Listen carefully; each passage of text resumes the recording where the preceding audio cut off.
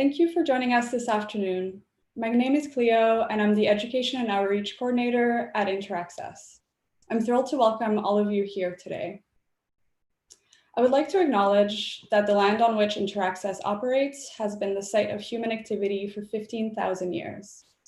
The land we are working on is the traditional territory of many nations, including the Mississaugas of the Credit, the Anishinaabeg, the Chippewa, the Haudenosaunee, and the Wendat peoples, and is now home to many diverse First Nations, Inuit, and Métis people.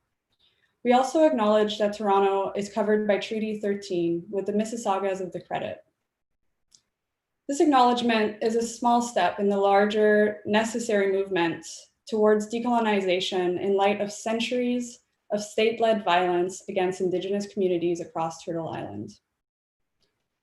I would also like to address the ongoing violence against Black communities and to affirm that Black lives matter. On Saturday, 3 peaceful protesters were arrested during a Black Lives Matter action in Toronto. As an organization, we value people over monuments, and we stand in solidarity with those protesters. You can follow Black Lives Matter Toronto on Facebook for updates and calls to action. It is essential that we, as individuals, professionals, and organizations, stand up against individual acts of racial violence and take concrete actions to dismantle systemic racism. As Interaccess undertakes this work as an organization, we also ask the non-Black members of our community to engage in anti-racist self-education work. We have compiled some educational resources and donation links, which you can find at interaccess.org or in the link tree in our Instagram bio. Thank you so much for joining us today for the panel, You Need Protocols, Working with Indigenous Culture in the Digital Realm, featuring artists Elijah Forbes, Taylor McArthur, and moderated by Meagan Byrne. I'm so happy that you're all here today to speak with us about this important topic. This event is part of Vector Festival 2020 online edition. I invite everyone to check out the website 2020.vectorfestival.org for the full programming and follow along with us on social media using the hashtag #VectorFestival. There are a couple events that I would like to quickly mention. Coming up tomorrow at 5 p.m. Eastern Time is the panel discussion by festival co-curator Katie McCack. And don't miss the Vector Festival's closing party tomorrow evening at 8 p.m., featuring the live participatory pageant, COVID Fashion, followed by a virtual dance party. These events will be taking place live on the festival website. And now it's my pleasure to introduce you to Meagan Byrne, who will be moderating this panel today and introducing you to our speakers. Meagan Byrne is a Métis digital media artist and game designer. Her work is deeply rooted in Indigenous futurisms, language, and Indigenous feminist theory. Meagan is the current owner and lead game designer of Ashimo Games, an Indigenous run and staff video game studio. So thank you so much once again for being here, and Meagan, you can take it from here. Thank you, Cleo. You can hear me? Technical as all get. All right. I'm not getting any message saying that they can't. So Tanzi, Meagan Byrne-san, Aptawak-Kosi-san, Hamilton, Ontario, Nuchin.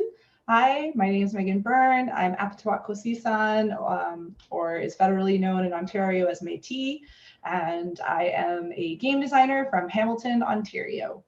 And today, one of the things we really want to start talking about is a really cool tool that was published, I think 2 years ago now. It's called the On-Screen Protocols and Pathways Guide, which is a media guide for creators of anything that's on screen, though it is specifically designed for film and television creators who want to work with Indigenous content. So the reason behind this document, and I believe that Interaccess is going to post the link so you can all find the free resource. It's in English and French. And it's about why we need protocols when we are working with Indigenous content, even if we ourselves are Indigenous. And the big sort of 4 parts of this protocol that are really important is respect, responsibility, consent, and reciprocity.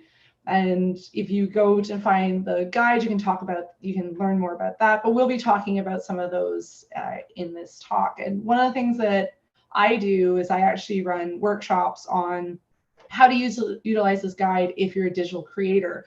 So this guide is amazing, like absolutely amazing. But when I started using it as a digital creator, I noticed that there were gaps in, I guess, knowledge and methodologies that don't really translate well into digital. And it's not that they can't translate, it's just that sometimes, you know, when you grow up or work in a very specific industry, you get used to that lexicon. And so it's very hard for you to sort of like shift gears. So as a digital artist, I was like, I can definitely use this, but that's because I have both these backgrounds. So how can I then get this knowledge into the hands of people who maybe don't want to use this guide the way it is because they don't understand how it applies to their projects? And that's something that we're going to talk about here. And I have two amazing artists that are going to introduce themselves, Elijah and Taylor. Elijah, can you introduce yourself?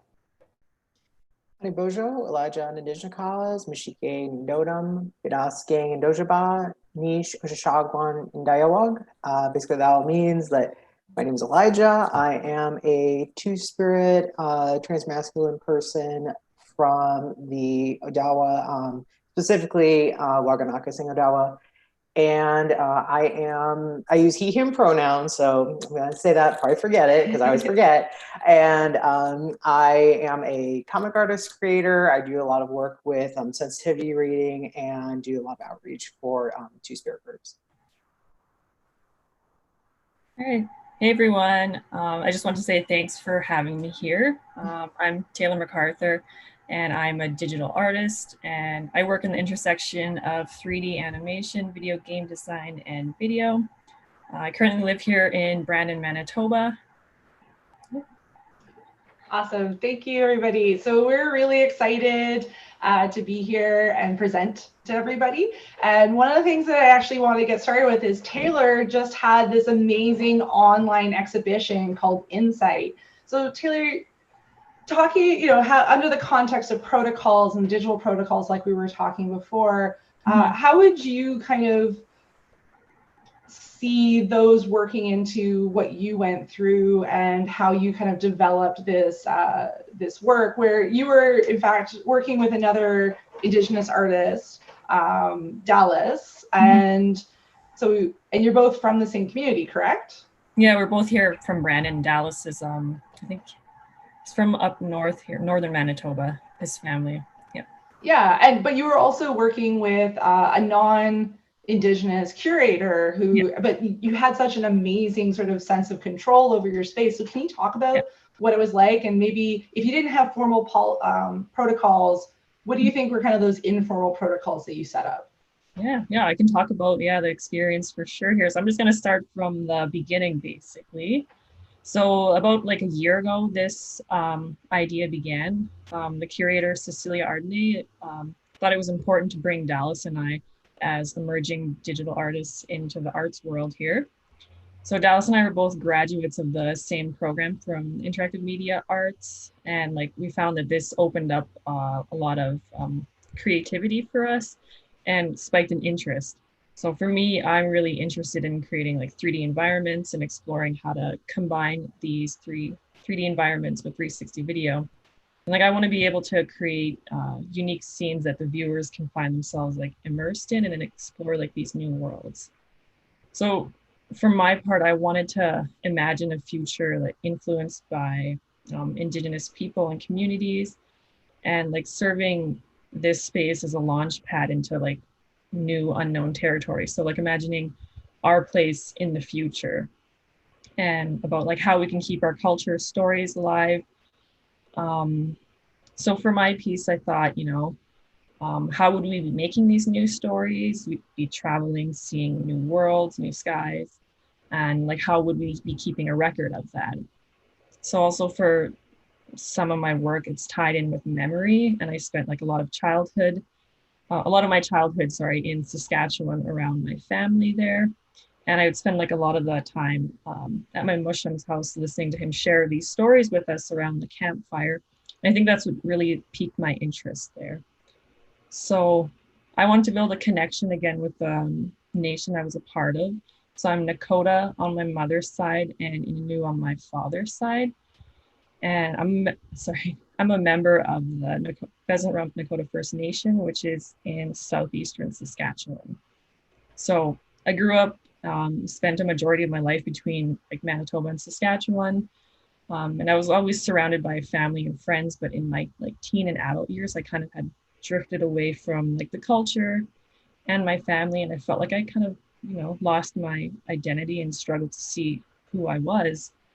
So I've always been very curious about my culture and language. So after graduating from ACC, I realized that I could combine my indigeneity with digital art.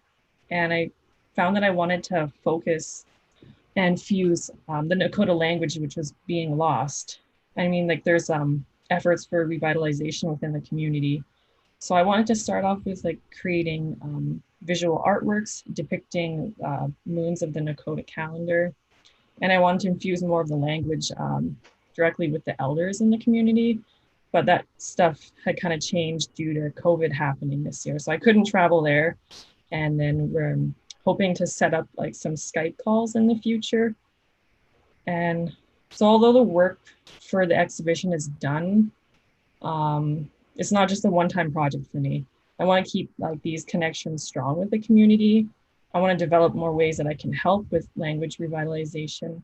And I'm also sharing like the artwork that I had done from this exhibition within the community as a way to give back, in hopes of inspiring other youth who are in the community who might be interested in the same thing, but don't really know how to get there or take those steps yet. Because like for me, this is uncharted territory. Like I didn't really know what I was doing. So, I want to be there and help and set an example for others. So yeah, that's actually what you just described as doing, I guess, sort of naturally is one of a bunch of the things that's described in the protocols, like making a connection early, keeping a connection, giving back, raising up the next generation of talent. Like these are all kind of things that we were doing, I guess, subconsciously because it's like expected of us. But at the same time, I think like formalizing it in a document, because there's definitely stuff I missed out on that I wasn't like thinking about, like you say, like giving the art. And then one of the things I started thinking about is like, oh, well, who gets the source code? So like, should I be giving a copy of that to the community? And, they hold that and stuff. And I think this is one of the things that I was like, I'm really glad this document came out, because now we can like think about those kind of things instead of just doing it subconsciously. Yeah. Which is probably not a healthy thing. And and then you talk about sort of, can you talk about anything you had to do in terms of like sensitivity, or like, did you have to change anything? Did anyone bring up any concerns, or were you pretty lucky? I was pretty lucky, but I didn't stray like too far into the language. Like I mainly, like the big focus was the moon phases of the Nakota calendar. So I didn't really dive too much into the language yet. And I'm hoping maybe in the future that I can, and hopefully then that I follow these right protocols and steps and move forward with that.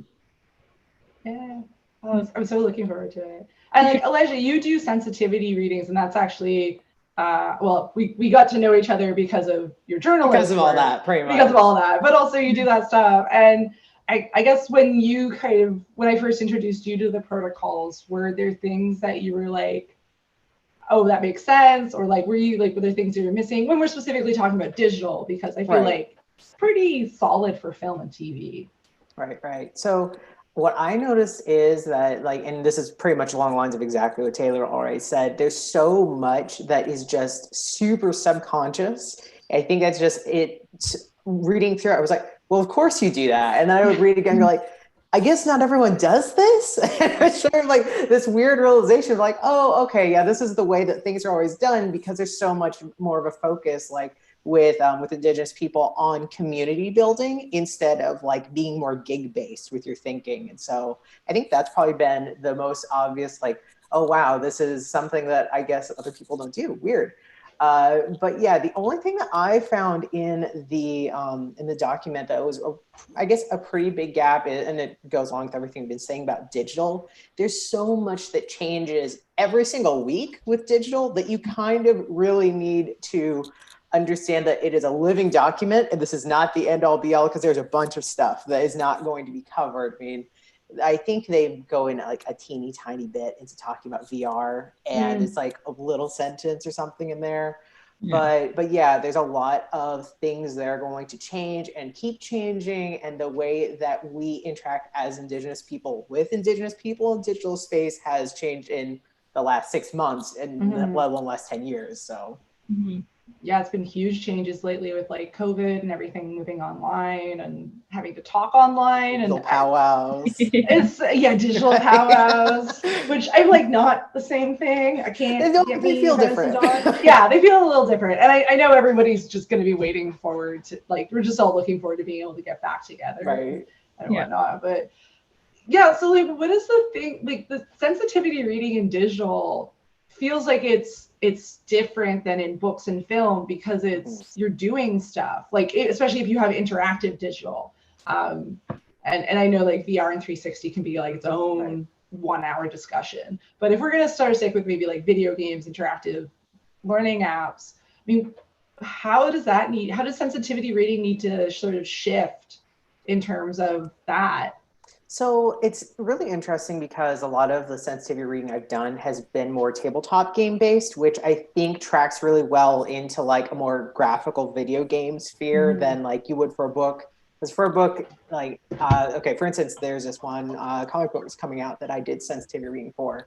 And you are already showing the viewer, this is how you're going to look at this, and this is how you're going to interact with it. There's 2 pages, you turn that's the amount of interaction you're going to have.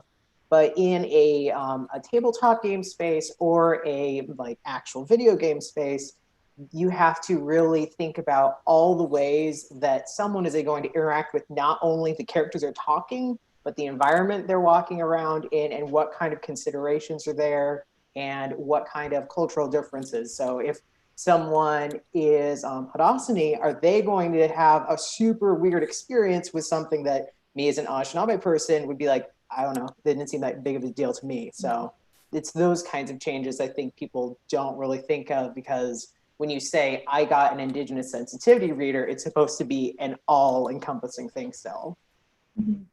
Yeah. Taylor, did you want to add anything to that? Like thinking about sensitivity reading as like I guess you have to sensitivity read your own work as you go. Yeah. Do you have maybe not a formalized process, but do you have like an informal process of like how you kind of judge whether that goes or not? Ooh, I feel like it's almost like inherent for me from the work that I did there.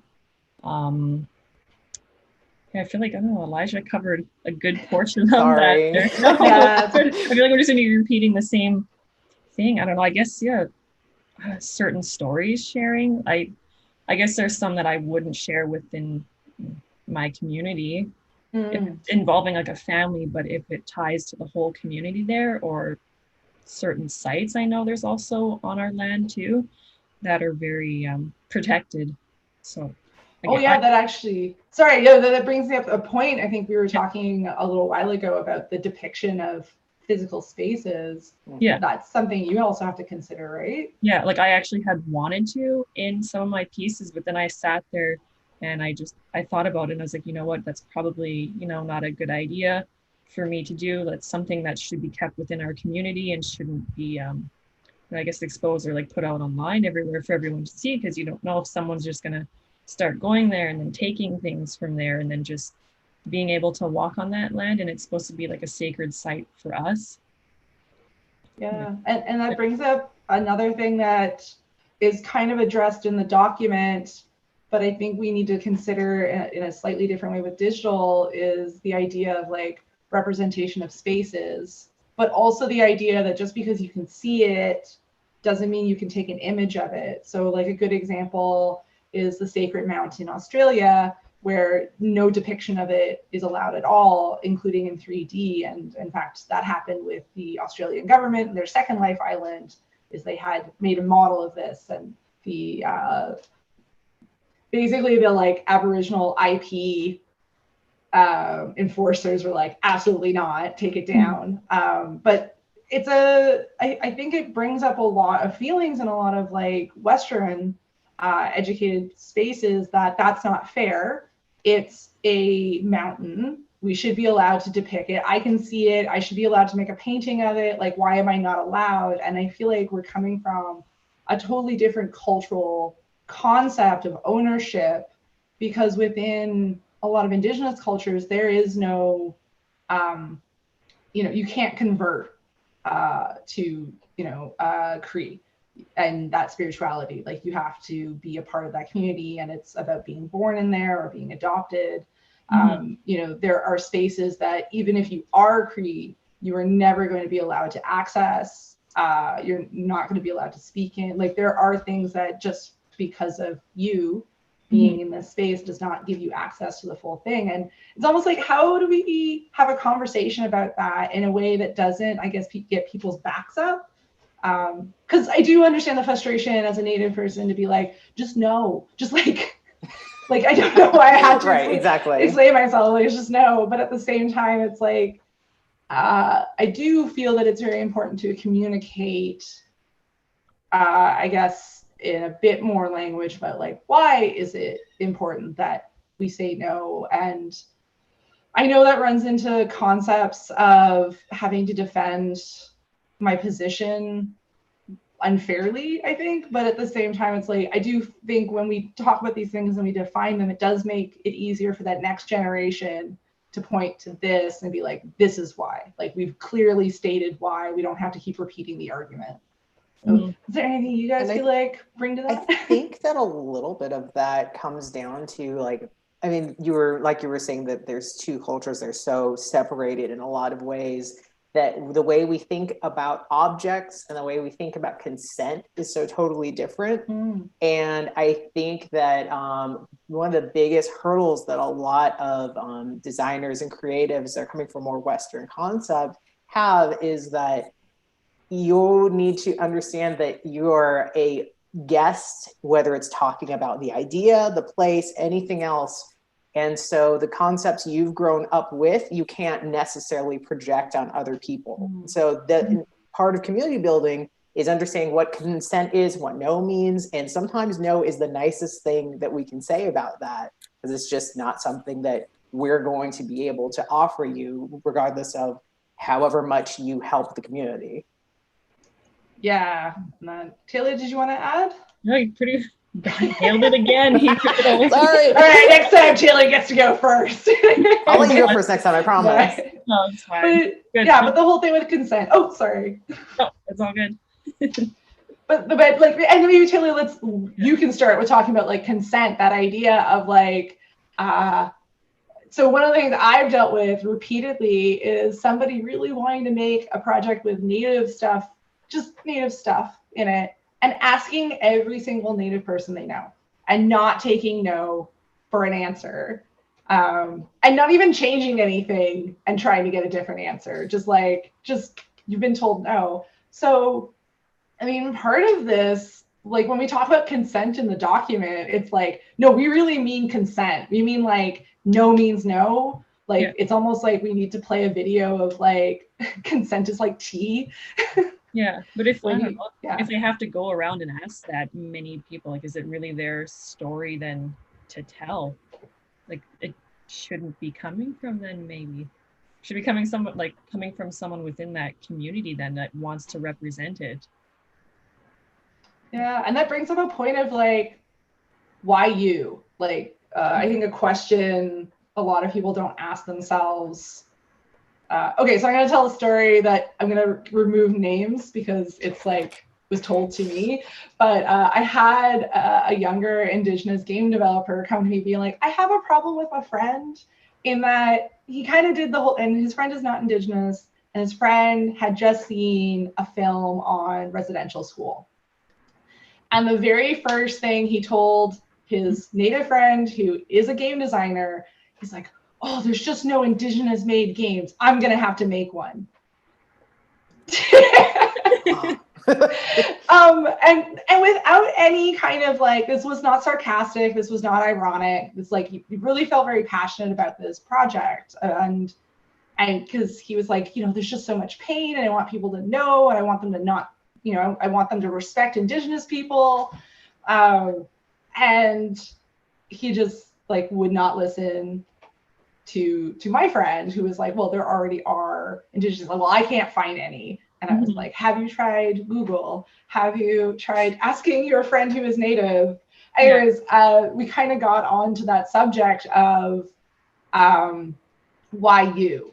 Like, why do you have to tell that story? And Taylor, I was wondering, like, you're starting to get into, I guess, people asking you to like help on projects. Have you been running into stuff like this yet? No, not Oh, yet. you're so lucky. Luckily, thankfully, but I might run into it. But yeah, the point that you bring up there is like, if he wants to tell it from, say, that perspective, like maybe he should be telling it from the Western side of it, because there's so much of that is involved with residential schools. So, like, leave the Indigenous part to the Indigenous people to tell, like, that's their stories. Yeah, definitely. And yeah, and Elijah, like we were talking about this kind of like consent and why you, and are those are conversations you've had to have? Oh yes. Yeah. Yeah, and it's good. It's been good in the last couple of months for me, at least, that a lot of the groups I've worked with have been at the point when you are reaching out to an Indigenous person to do sensitivity reading. You probably know that there's some garbage in there, and so they usually have been like, I know, I'm sorry. So I've been able to move on from there. But yeah, and this is kind of something we just talked about a little while ago, but the 3 steps that I've basically gone through with people when they're starting to get into projects like this is, so why am I drawn to doing this? Do I have to be the person telling the story? And if I really have to do so, who do I need to bring on board to tell the story in what we would call a good way, a way that's respectful to Indigenous communities? And a lot of times, number 3 is not a consideration most people get to, but it's really important, because if you feel that invest in the project, whether it's like you've already gotten the funding, the company already put on your desk and you have to do it, okay, now it's on you to bring in the talent, and doesn't necessarily mean like they have to be to some industry standard of being like the perfect person for the project. Someone Indigenous who wants to help you, because at that point, they've already put probably a little bit more faith than most people are going to put into the project. So just look for people who are really willing to make sure you do this right and put them in the positions to be able to keep you accountable for that. Oh yeah, and then thinking even about like accountability. So one of the things we were talking about when we were kind of going over this was there are so many different protocols in different Indigenous communities around the depiction of people who've passed, whether that's voice, image, or recording. And one of the things that we're starting to see, and like Taylor, you're probably going to start doing, is like 3D scanning people. And these are things that we do not have any protocols around. And so I don't know, Taylor, like how would you want to be, at least like start to address that kind of question of like, how do we build protocols around scanning of 3D people? And or I just even like you talk about with depictions of space, like depictions of people in the virtual world, like like and what do we do for other people, other nations that are coming in that want to look at our stuff? Gee, that's a good question. On the spot. Yeah, just a little bit. Wow. Yeah, I guess we kind of talked about that yesterday a bit. Oh my gosh, I'm drawing a blank here. Oh no. Well, I'm just more curious because like, you are working in these spaces, and these are sort of the considerations you have to take in. So like just even thinking about your own work, what would be, I guess, going forward, what kind of steps do you think you would start taking to make sure you're doing this in a right way if you are going to start doing it in your work? I guess I'd probably have to reach out to somebody, I guess, within my community. So somebody in, I guess, the band office or knowledge keeper first. If it was something that I wanted to do within my community and someone representative of it. And I guess just making sure that there's a clear definition of like what I'm doing this for. what I'm making it for, why, and like the outcome of it afterwards. Because I remember yesterday we had kind of talked about the 3D scanning, and you brought up the Ellen Page one. Oh, Yeah. Yeah, and I wasn't aware of that, so that was something that was totally new to me. And like yeah, what you guys had brought up about how it was kind of blown out without her consent there was it's a scary thing to think about, and it's not something that I thought about it before. yeah, you're learning so much. Yeah. Learning is Yeah, and then then like just like that idea of like consent, because we do deal with, I guess one of the things about video games that can be a little scary, especially for Indigenous people, is the fact that it is possible for someone to get a hold of your executable and then rip out your assets, even though you don't give them permission. And it is actually like illegal, like to rip assets in some places because it's an IP infringement if you go and then use it. But yeah, what do you think would be like, do we need more security, which like that's never going to go well? Do we need to like have a statement that's basically like, if you rip these assets and do anything with them, you're a terrible person, or like, which like I doubt they care. But like this idea of consent, when we live in an age where we think everything should be free and everything should be available, which usually comes with a caveat to some who can afford it. There should be like a document writing up about this now, because like I think Elijah brought it up earlier, like this is always, technology is always changing and evolving almost like every week, and then stuff that applied a few years ago isn't going to apply anymore now.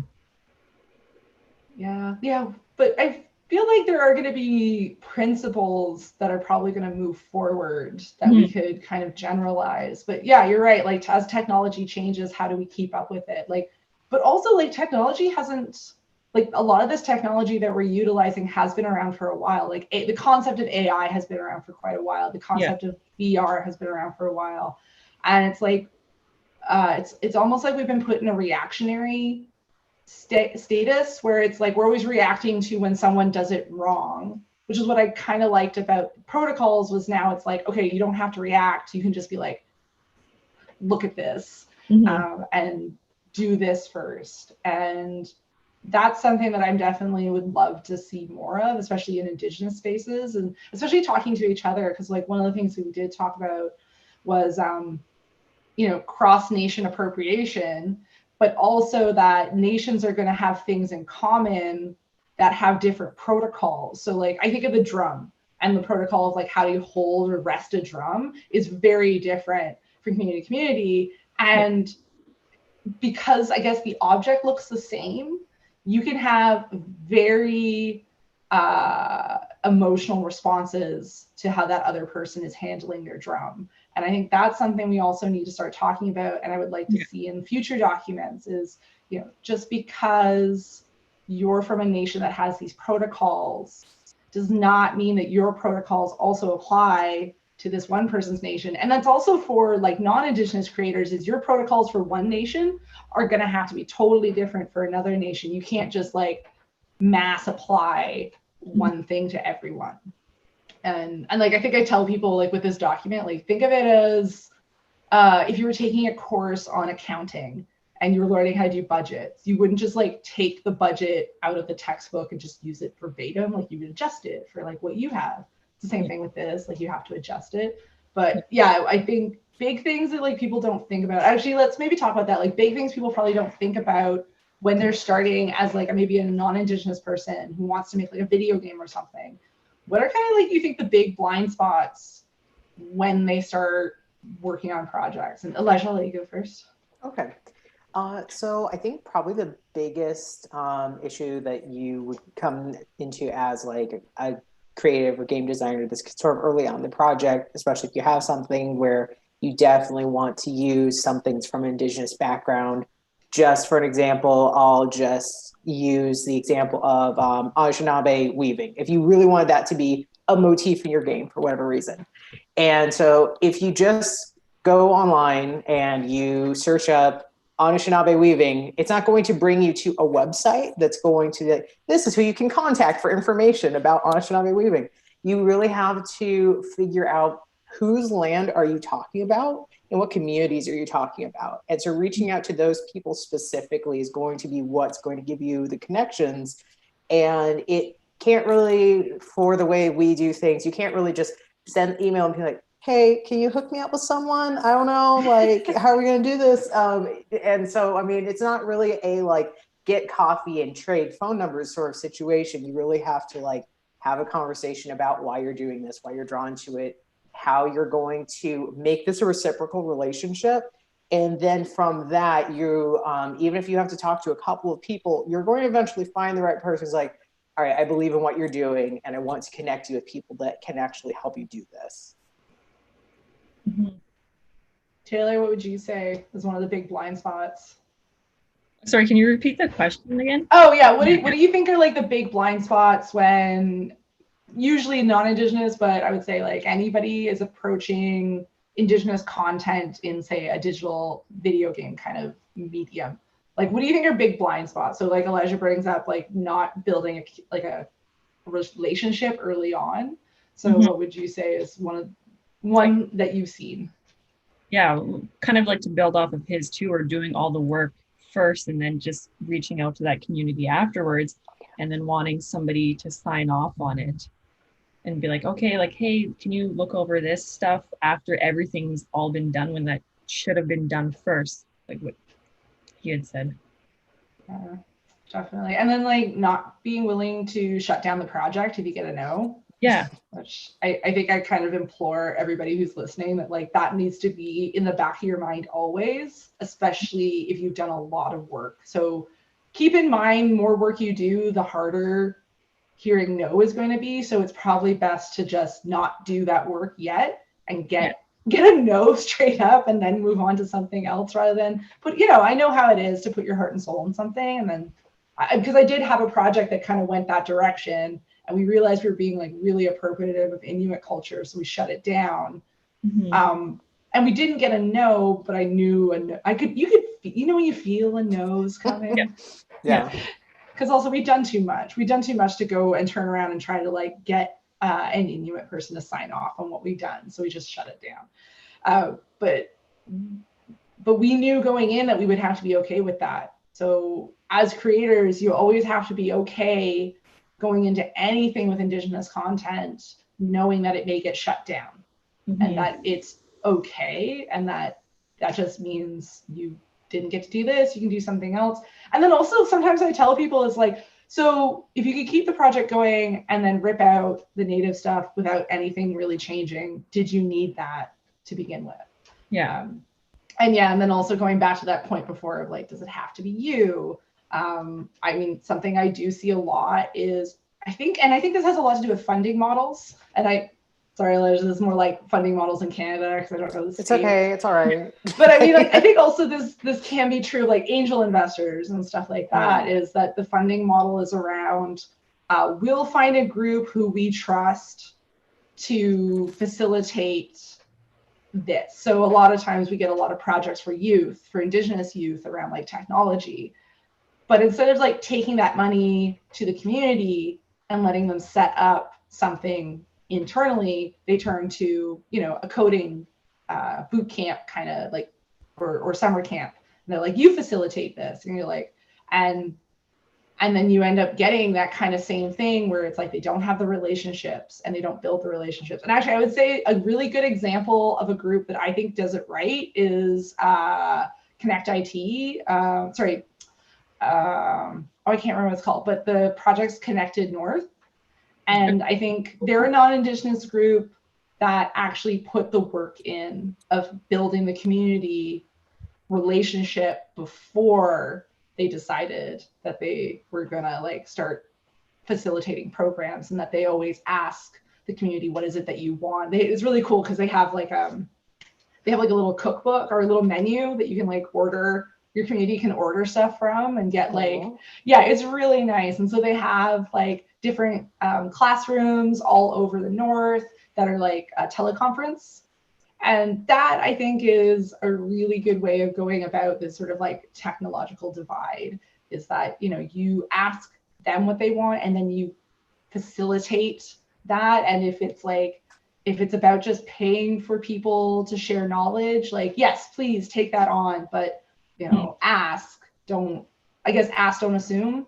Right. And also, I think as artists, we need to start arguing for better funding models that don't, I guess one of the things I'm noticing also as an independent video game studio is that a lot of times we get questions about the capabilities of our staff that I don't see larger companies getting, even though it's like, well, games are a risk. Games are a risk no matter how big of a company you are. There's never a guarantee of making a profit. So if the risk level is relatively the same, because also with games, it's like, who knows what's going to be a hit?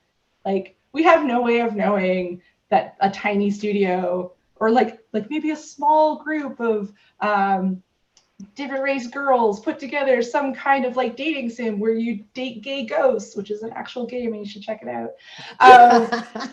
It's just for a minute I thought you were talking about Validate, and I was like, oh, I love that game. Oh, no. But it was like, you know, there's like weird things that the team has no experience and they just make it and it blows up and everybody loves it. So like, I think for games, the interesting thing is experience is more an indicator of how quickly it'll get done, not necessarily an indicator of how good it'll be. And one of the things that I think I'm going to start bringing up to more and more funders when I do get a chance to talk with them is like, you cannot play it safe with games. And you might as well, if you're going to take a risk on this company with $8 million, you might as well take a risk on this tiny company with like $500,000, because the chances of both games being good are equal, because who knows? Yeah. All right, so we got about 15 minutes left. Is there anything else you guys wanted to add? That, like, maybe I didn't get to that we talked about before. Let me see. Did we want to talk a little bit about when you are trying to have those community relationships and you're bringing on Indigenous talent that aren't necessarily like a super strong background in what, like, in an ideal world, what you would want? Like, how do you actually train someone who's from those communities and actually like uplift them so you continue that connection? Well, Taylor can talk about this because that's what I do. All right. It's me. Yeah. So like, we'll just say like, last year, in spring 2018, that's when I met Meagan, or 2019, not 18. Yeah. Oh my God. And it went fast. Yeah. I was just doing some 3D modeling and I just had kind of showed her, you know, some of the work that I had done. And I got back home here to Manitoba, and I got an email from her, and I was so surprised that I got this email. I was like, this can't be real. Like, she's not actually reaching out for me to do this. Like, I felt like I was blown away from that. And so I took the time this year to like really hone my 3D skills and learn more about that. And like, I'm just diving into starting to learn Unity, but it makes me feel very, I don't know, not special, but positive in the way that you're there, like fostering and growing us and like, you know, helping us into this community here, which is like totally foreign ground for me. And then same with a few of the other team members too. So I think there's 3 of you now. So we have 3 Indigenous interns / like junior employees. And yeah, the whole idea is like, well, because like I'm not going to be able to find Indigenous talent, like I guess at the level of game knowledge. So yeah, like your stuff was beautiful and like it was obvious that you were very talented. So I was like, well, I'll just like develop that. And then and that's one of the things I've been doing for my company is like I just find talented people and then I teach them the skills for working in games. And if I can't do it, then I'll find somebody else. So like one of the things, Taylor, I didn't tell you this, but we've been having problems with our main character. The rig is just falling apart. Oh no. So I've been getting Kaylee, who's our sort of rigger and weight painter intern, to do it, and she's like just running into all these problems, and I'm like, I don't know anything. So I called in some favors to like go and teach her how to fix it. And one of the things I've noticed in games, especially in indie games, is that oftentimes we build up these community relationships with other people who are really talented. And so we can get a lot of really cool work out of them because they want to see your project succeed. But for me, I was like, it's really important that my team grows and that they can do it on their own. And I think a lot of like in Japanese cinema, which I love, like the history of, like their whole thing was they found the best of the best in Germany or like Europe and America, and they brought them all to Japan, and they basically created a film school. But their whole plan was, as their students graduated and became successful, that they turned over the teaching to them. So that the idea was that they would eventually be self-sufficient and wouldn't need sort of like foreign instructors anymore. And I kind of think of it that way too, where it's that's like, what I feel like too, that I'm getting from this.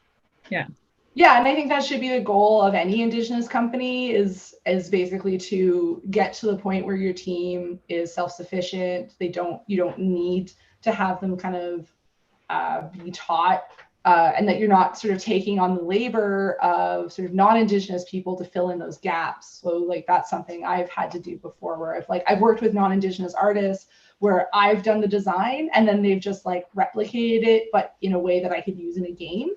And that's fine. But ideally, it puts them in a weird situation where they're not really able to make judgment calls on how something should be depicted. And it's very easy, especially if like you're all on your own working on a game, for you to miss something that then someone else from your community might pick up later when it's too late and be like, hey, did you know? And you're like, no, I did not. That sounds like experience. What are you talking about?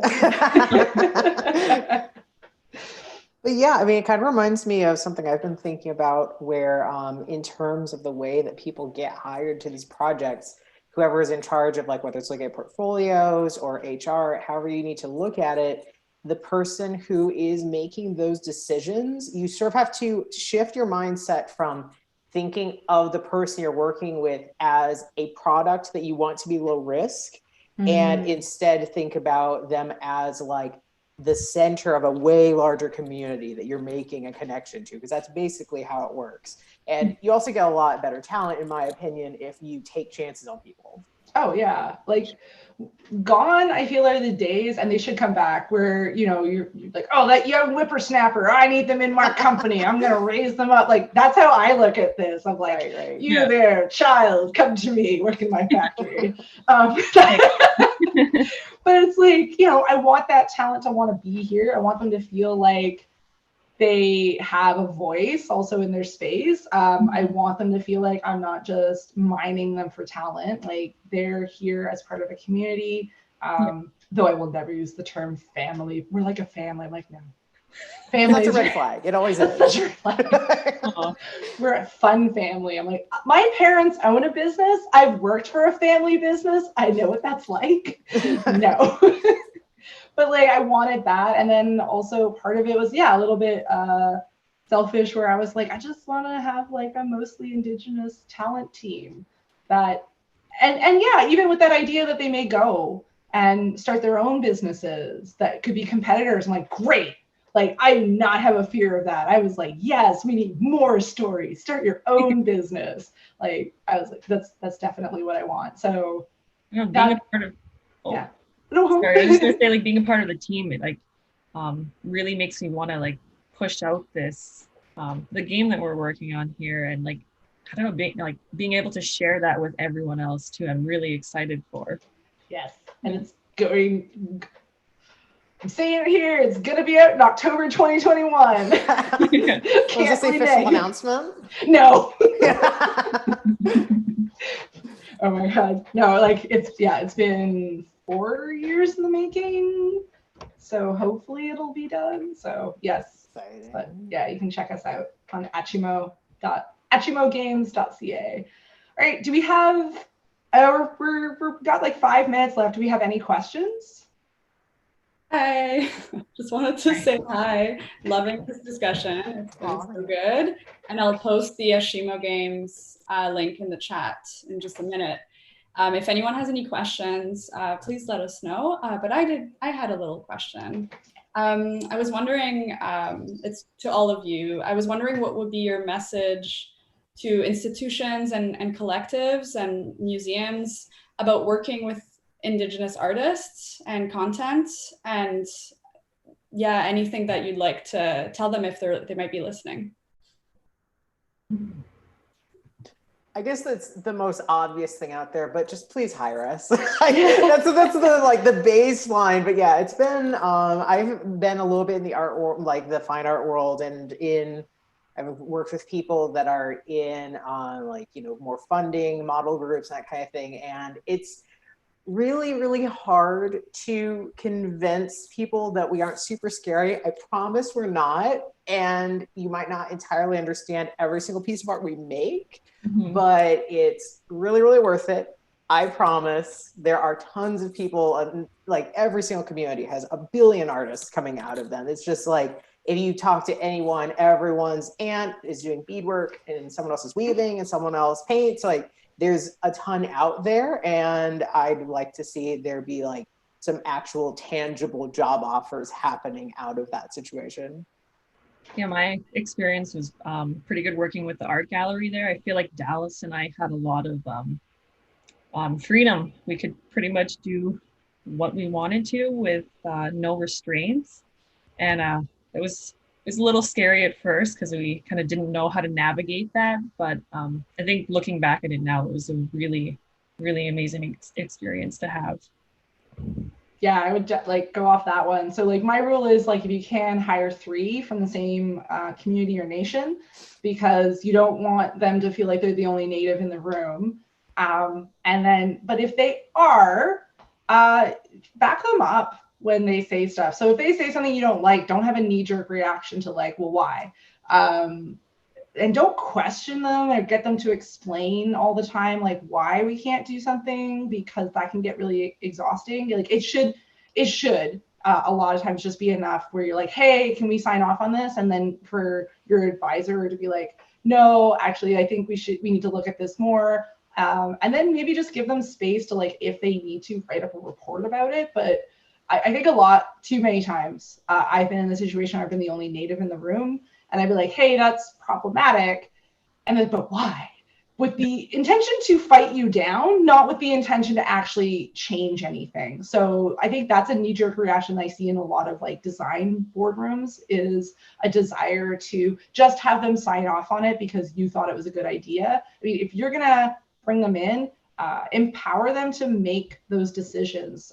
If you feel like you can't be partial about that, don't be in the room and let them make the decision without you.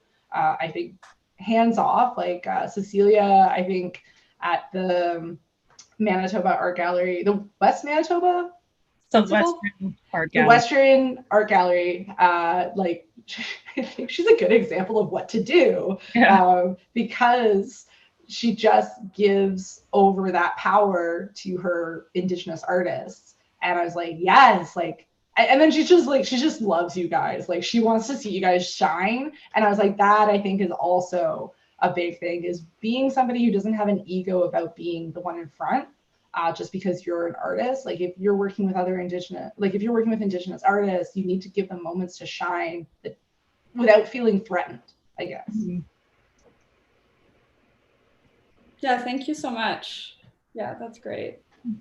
I think we're close to the end of this amazing panel, and I want to say thank you once again for participating in this very important conversation.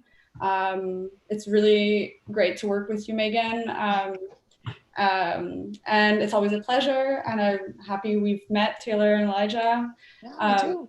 I'll let you finish off with any last words, but yeah, I just wanted to say thank you once again. No, thank you, Cleo. We had a lovely time. I'm good. I think I talked about a lot.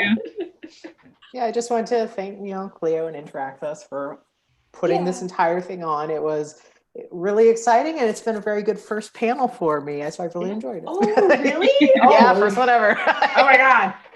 Is it? Oh, I know, Taylor, this is like your third? Yeah, getting there. Yeah, we're getting there. Only warming up to it. Building everyone up. Yes, we're gonna have more talks, and especially next year, once like things are happening in person and we can do more Indigenous video game nerd stuff together. if any of our conventions are watching, you have our emails. Yeah. Like, so pass it along. Yeah, we'll share the Information, links. Check out the work by Elijah, by Taylor, and Meagan Byrne. Excited to see your Machino Games launch. Yes. And we'll talk soon. Yeah, have a lovely rest of your afternoon. And if you're in Toronto, enjoy the storm that's happening. Oh. It's coming. Okay, bye. Oh my gosh. Bye.